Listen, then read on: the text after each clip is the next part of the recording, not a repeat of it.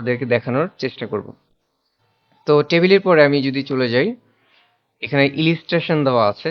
ইলিস্ট্রেশনে picture, online picture, shape, smart art, chart, screenshot দেওয়া আছে।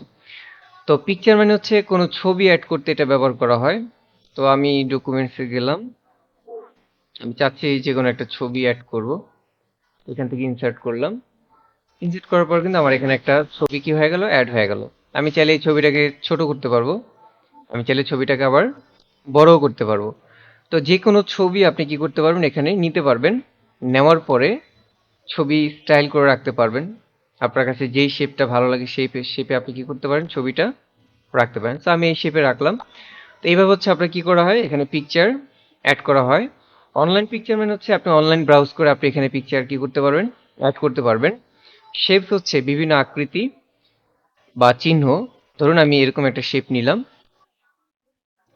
তো দেওয়ার পরে আমি এখানে শেপ ফিল দিতে পারবো, বিভিন্ন কালার আউটলাইন করতে পারবেন। I am coach Rajib and আমি হচ্ছে আপনাদের এই কোর্সের ইনস্ট্রাক্টর। সো এটা হচ্ছে আমাদের 3 নম্বর ক্লাস, আই মিন এমএস ওয়ার্ডের পার্ট 3।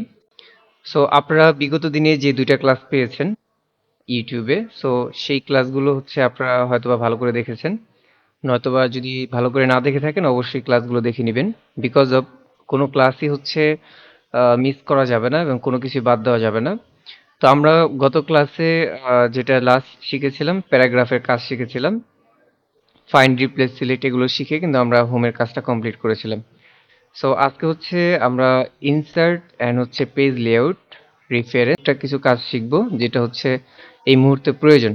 সো যেহেতু আপনারা ডেটা এন্ট্রি কোর্সে অ্যাডমিশন নিয়েছেন, সো সেই জায়গা থেকে ডেটা এন্ট্রি পারপাসে কিন্তু যেহেতু আমরা কোর্সটাকে 2টা মডিউলে ভাগ করেছিলাম, একটা হচ্ছে বেসিকটা, I mean fundamental of computer শিখবো, আর আরেকটা হচ্ছে ডেটা এন্ট্রি কাজগুলো হচ্ছে শিখবো।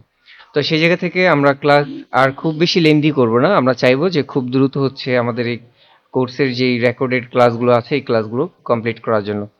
সো আর কথা না বাড়িয়ে আমি শুরু করি।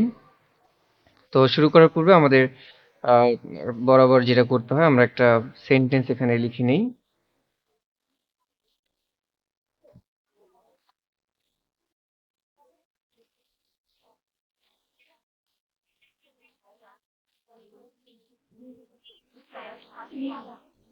আচ্ছা, তো আমি হচ্ছে এখানে একটা সেন্টেন্স লিখে নিলাম। একটা না, আপনি চাইলে আগে কাজ করতে পারেন। বিষয়টা হচ্ছে যে একটা সেন্টেন্স লিখে আপনার কাজ করতে হবে, ব্যাপারটা এরকম না। তো আমরা তো সচরাচর কোনো একটা প্যারাগ্রাফ লিখেই হচ্ছে মূলত কি করি, কাজ করে থাকি।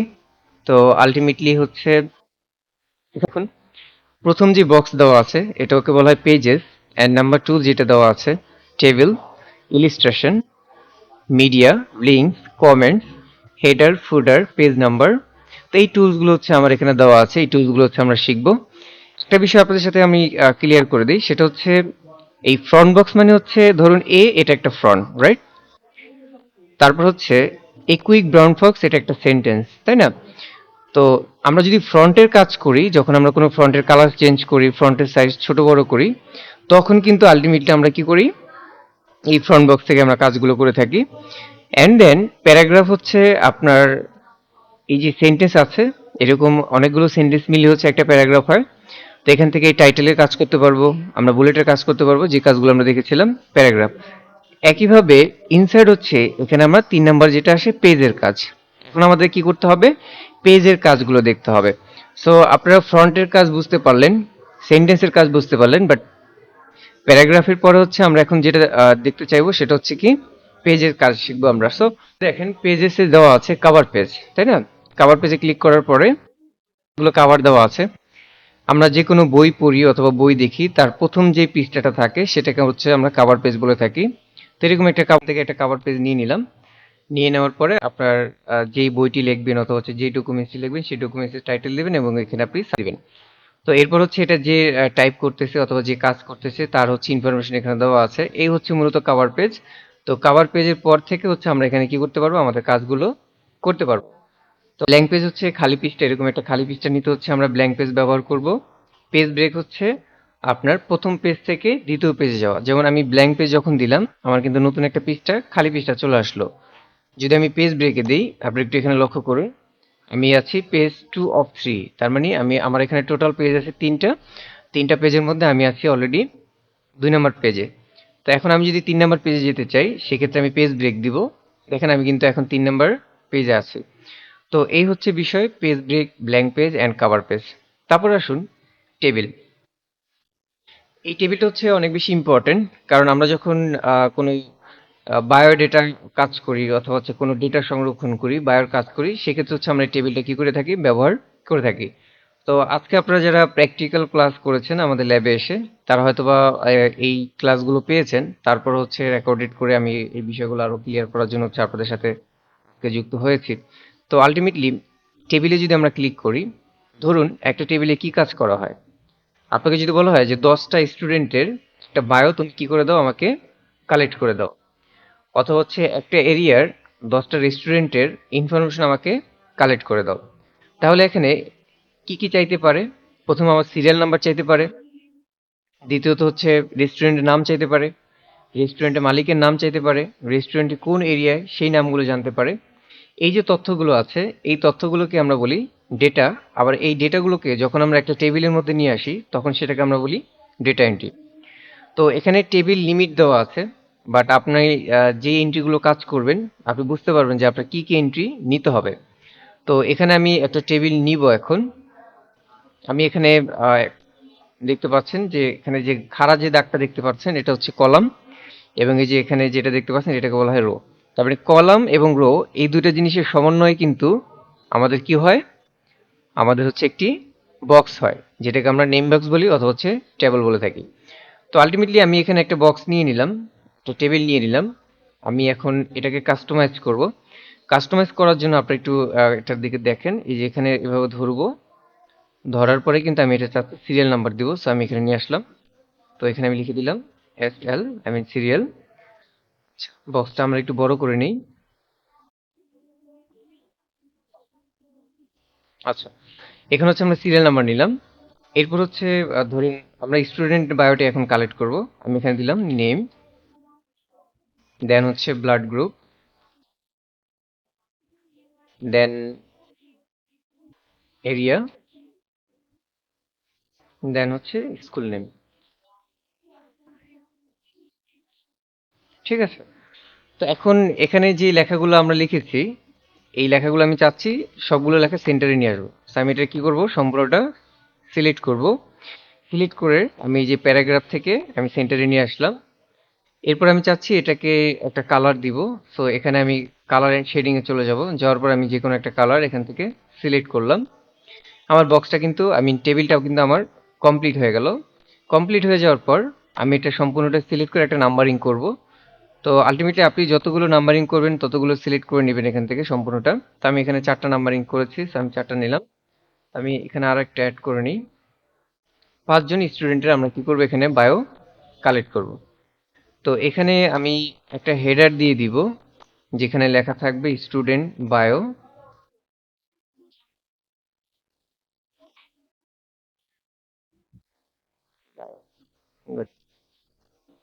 ঠিক আছে? তো এখানে এরপর আমি যতগুলো পৃষ্ঠা নেব সবগুলোর মধ্যে স্টুডেন্ট বায়ো থাকবে। তো যেহেতু এটা আমি ডকুমেন্টস আকারে করছি, এরপরে আমরা এখানে ডেটা কালেক্ট করতে পারি। ধরুন এখানে আমি যে কোনো ব্যক্তির নাম নিতে পারি, তার ব্লাড গ্রুপ দিতে পারি, এরিয়া দিতে পারি, স্কুল নেম দিতে পারি। এভাবে কিন্তু মূলত আমরা কি করে থাকি, টেবিলের কাজ করে থাকি। তো আপনারা যারা হচ্ছে বাসায় বসে প্র্যাকটিস করেন, তারা যেটা করবেন, এরকম একটা টেবিল তৈরি করবেন এবং ওখানে 10 জন অথবা 20 জন অথবা 50 জন স্টুডেন্টের একটা লিস্ট করবেন। এটা হচ্ছে আপনাদের হোমওয়ার্ক থাকবে, এটা আপনারা অবশ্যই বাসায় এটা কমপ্লিট করবেন, কারণ এটা আপনাকে কমপ্লিট করতেই হবে। এরপরে আসুন, তাহলে আমরা টেবিলের কাজ মোটামুটি কমপ্লিট হয়ে গেল। এখন টেবিলটাকে যদি আমি কাস্টমাইজ করতে চাই, এই মুহূর্তে আমি চাচ্ছি এখানে আরেকটা কলাম নিব, অথবা হচ্ছে কোনো একটা রো মুছে ফেলবো। সেক্ষেত্রে আমার কি করতে হবে, এখান থেকে আমরা ড্র টেবিলে যাব। ড্র টেবিলে যেয়ে কিন্তু আমি এখানে আনলিমিটেড কি করতে পারবো, কলাম করতে পারবো। ঠিক আছে? আবার যদি এখানে আমি কোনো একটা জিনিস মুছতে চাই, ইরেজারে যাব। যাওয়ার পরে এভাবে কিন্তু আমি কিন্তু মুছেও দিতে পারবো। তো এটা হচ্ছে আপনার মূলত টেবিল কাস্টমাইজেশন, যেটা আমরা করে থাকি। তো আই থিঙ্ক আপনারা বুঝতে পেরেছেন। যদি বুঝতে সমস্যা হয়, অবশ্যই অবশ্যই আমাদের গ্রুপে ইনফর্ম করবেন, যে কোনো জায়গায় বুঝতে সমস্যা হলে আমাদের কি করবেন, গ্রুপে ইনফর্ম করে দিবেন। আমরা সেই বিষয়গুলো আরো বেশি ক্লিয়ার করার চেষ্টা করব এবং আরো ভালো করে সেই বিষয়গুলো আপনাদেরকে দেখানোর চেষ্টা করব। তো টেবিলের পরে আমি যদি চলে যাই, এখানে ইলিস্ট্রেশন দেওয়া আছে। ইলিস্ট্রেশনে picture, online picture, shape, smart art, chart, screenshot দেওয়া আছে। তো পিকচার মানে হচ্ছে কোনো ছবি অ্যাড করতে এটা ব্যবহার করা হয়। তো আমি ডকুমেন্টসে গেলাম, আমি চাচ্ছি যে কোনো একটা ছবি অ্যাড করব। এখান থেকে ইনসার্ট করলাম। ইনসার্ট করার পর কিন্তু আমার এখানে একটা ছবি কি হয়ে গেল, অ্যাড হয়ে গেল। আমি চাইলে এই ছবিটাকে ছোট করতে পারবো, আমি চাইলে ছবিটাকে আবার বড়ও করতে পারবো। তো যে কোনো ছবি আপনি কি করতে পারবেন, এখানে নিতে পারবেন। নেওয়ার পরে ছবি স্টাইল করে রাখতে পারবেন। আপনার কাছে যেই শেপটা ভালো লাগে সেই শেপে আপনি কি করতে পারেন, ছবিটা রাখতে পারেন। তো আমি এই শেপে রাখলাম। তো এইভাবে হচ্ছে আপনার কি করা হয়, এখানে পিকচার অ্যাড করা হয়। অনলাইন পিকচার মানে হচ্ছে আপনি অনলাইন ব্রাউজ করে আপনি এখানে পিকচার কি করতে পারবেন, অ্যাড করতে পারবেন। শেপস হচ্ছে বিভিন্ন আকৃতি বা চিহ্ন। ধরুন আমি এরকম একটা শেপ নিলাম, তো দেওয়ার পরে আমি এখানে শেপ ফিল দিতে পারবো, বিভিন্ন কালার আউটলাইন করতে পারবো। দেন হচ্ছে আমি এটাকে আরো বেশি গর্জিয়াস করার জন্য, এক কথায় কাস্টমাইজ করার জন্য যা যা প্রয়োজন সবগুলো অপশনই এখানে দেওয়া আছে। আরেকটা অপশন দেওয়া আছে যে টেক্সট বক্স, তাই না? এই টেক্সট বক্সে ক্লিক করলাম। ক্লিক করার পরে আমি যদি কোনো লেখাকে বক্সের মধ্যে লিখতে চাই,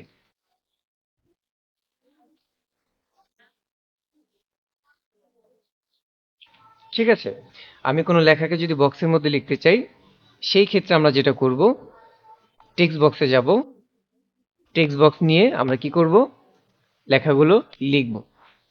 তো আপনারা হয়তো বুঝতে পারতেছেন যে আসলে ইনসার্টে অনেকগুলো কাজ আছে, তার মধ্যে শেপস এর কাজগুলো আমরা এখন দেখলাম। তো এখানে আরো অনেক ধরনের শেপস আছে যেগুলো আপনারা নিয়ে ব্যবহার করতে পারেন অথবা দেখতে পারেন। দেন হচ্ছে স্মার্ট আর্ট। স্মার্ট আর্টের ভিতরে অনেকগুলো অপশন দেওয়া আছে। এটা হচ্ছে আপনার মূলত কোনো চার্ট করা অথবা হচ্ছে কোনো লেখাকে আহ, ধরেন সাইকেল, বেসিক সাইকেল আকারে দেখানো, টেক্সট সাইকেল আকারে দেখানো, ব্লক সাইকেল আকারে দেখানো, অথবা হচ্ছে আপনার কনভার্গিং অ্যারোস, এটা হচ্ছে অপোজিং অ্যারোস। সো অনেক স্টাইলে এখানে দেওয়া আছে। যে স্টাইলটা আপনার ভালো লাগে আপনি সেটা কিন্তু কি করতে পারেন, নিয়ে ব্যবহার করতে পারেন। দেন যদি আমরা দেখি চার্ট, তো এই চার্টটা হচ্ছে মূলত ব্যবহার করা হয়, আপনারা দেখবেন অনেক সময় যে আমরা আয় ব্যয় হিসাব করে থাকি অথবা হচ্ছে পুরো মাসের একটা হিসাব করে থাকি, পুরো বছরের হিসাব করে থাকি। এটার একটা মার্জিন আমরা এই লেজারের মাধ্যমে দেখতে পারি যে আপনার কোন মাসে কিরকম সেল হয়েছে, কোন মাসে কিরকম আপনি খরচ করেছেন, এই মার্জিনগুলো কম হয়েছে নাকি বেশি হয়েছে সেটার জন্য মূলত এই চার্টগুলো ব্যবহার করা হয়ে থাকে। দেন এখানে অনেক ধরনের চার্ট দেওয়া আছে। সো আপনার যেটা ভালো লাগে আপনি সেটা নিতে পারবেন। বাট আপনি যখনই চার্ট এখানে ওপেন হবে তখন কিন্তু আপনার এখানে একটা এক্সেল শিট চালু হয়ে যাবে। সো এই এক্সেল শিটের মধ্যে আপনি যা এন্ট্রি দিবেন সেটাই কিন্তু আপনার এখানে কি করবে, শো করবে। তো আজকে মূলত ক্লাস এই পর্যন্তই।